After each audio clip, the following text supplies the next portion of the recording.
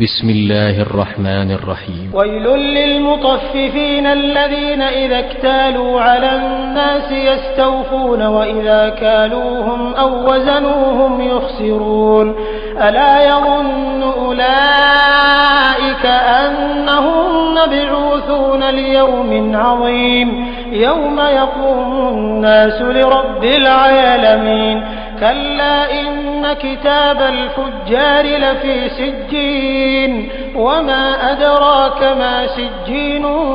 كتاب مرقوم ويل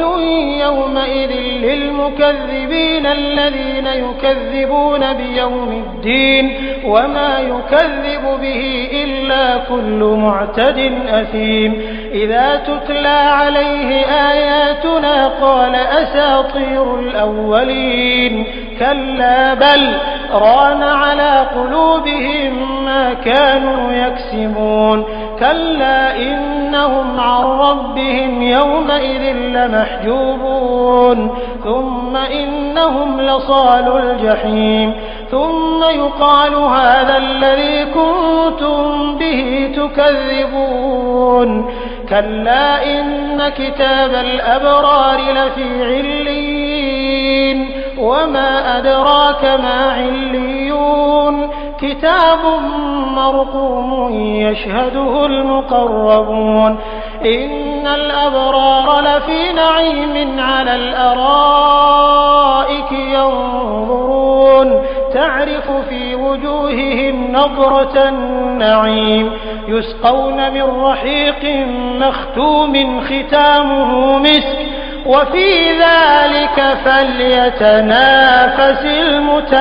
المتنافسون ومزاجه من تسنيم عينا يشرب بها المقربون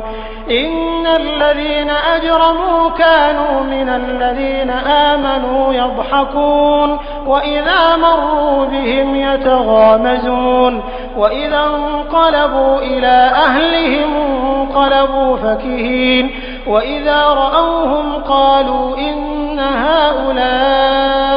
لضالون وما أرسلوا عليهم حافظين فاليوم الذين آمنوا من الكفار يضحكون على الأرائك ينظرون هل ثوب الكفار